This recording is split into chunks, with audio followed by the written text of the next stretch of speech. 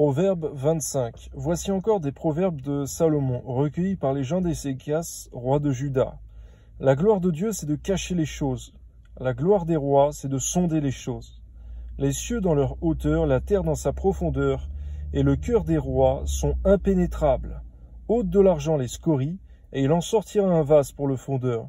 Ôte le méchant de devant le roi, et son trône s'affermira par la justice. Ne t'élève pas devant le roi, et ne prends pas la place des grands, car il vaut mieux qu'on te dise « monte ici » que si l'on t'abaisse devant le prince que tes yeux voient. Garde-nous de tout orgueil, de tout comportement hautain, donne-nous l'humilité qui précède la gloire. Amen. Ne te hâte pas d'entrer en contestation, de peur qu'à la fin tu ne saches que faire, lorsque ton prochain t'aura outragé. Pour ça, garde-nous de contester excessivement, Seigneur, car parfois, sans le savoir, nous sommes déjà perdants. Que ton nom soit béni, donne-nous de te consulter avant chaque chose, et de rester doux et humble de cœur, comme ton Fils Jésus. Amen. Défends ta cause contre ton prochain, mais ne révèle pas le secret d'un autre, de peur que, en l'apprenant, il ne te couvre de honte, et que ta mauvaise renommée ne s'efface pas. Garde-nous de dévoiler les secrets, Seigneur mon Dieu, de manière non correcte. Amen. Comme des pommes d'or sur des ciselures d'argent, ainsi est une parole dite à propos. Comme un anneau d'or et une parure d'or fin,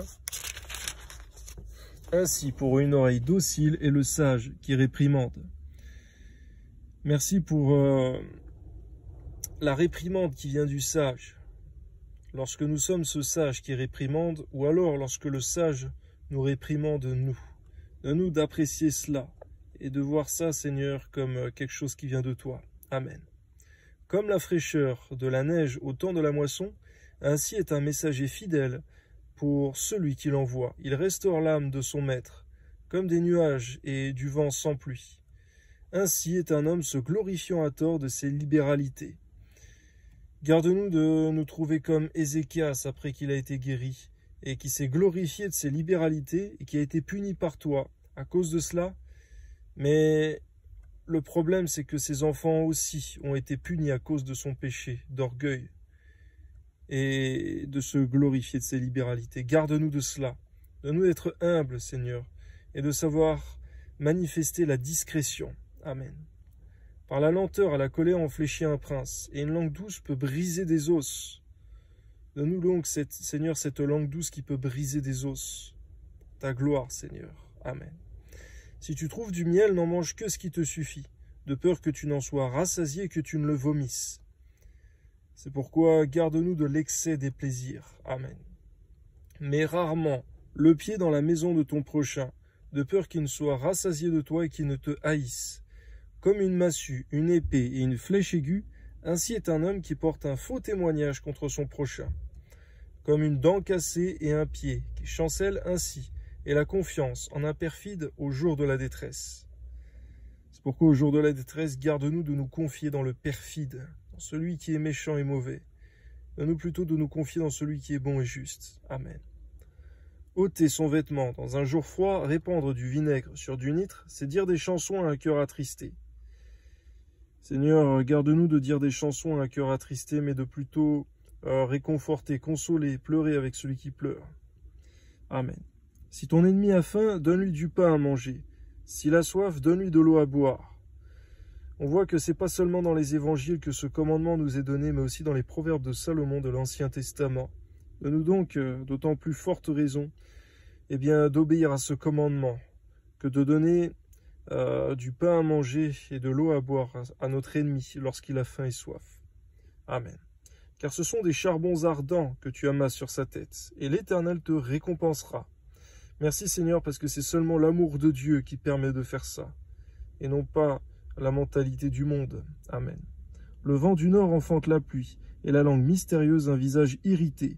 Mieux vaut habiter à l'angle d'un toit que de partager la demeure d'une femme querelleuse. Donne-nous donc, Seigneur, tous les frères en Christ célibataires, principalement de fuir les femmes querelleuses. Lorsqu'une femme se manifeste comme querelleuse, elle est à fuir pour celui qui est sage. Amen.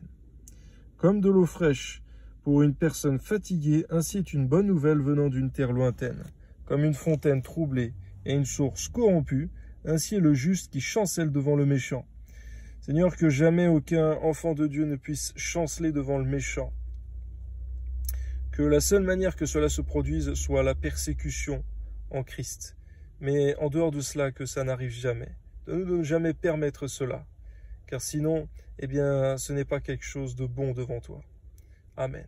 Il n'est pas bon de manger beaucoup de miel, mais rechercher la gloire des autres est un honneur. Comme une ville forcée et sans muraille, ainsi est l'homme qui n'est pas maître de lui-même. Donne-nous la maîtrise de soi, Seigneur, qui est aussi un fruit de l'esprit. Que ton nom soit béni. Merci pour ces préceptes qui sont nombreux, qui sont grands, qui amènent une méditation profonde. Merci pour ta parole qui est juste, qui donne des conseils sages et salutaires. À toi soit la gloire, Père. Donne-nous de nous imbiber, de nous imprégner, Seigneur, de ta parole, de tes préceptes, qui rendent sages à salut, pour la vie éternelle en Jésus-Christ. À toi soit la gloire, Seigneur. Ces préceptes ne viennent pas du monde, ils ne viennent pas de la terre, ils viennent de ton ciel de gloire, que tu donnes en inspiration aux hommes saints. À toi soit la gloire, Père, au nom de Jésus. Amen.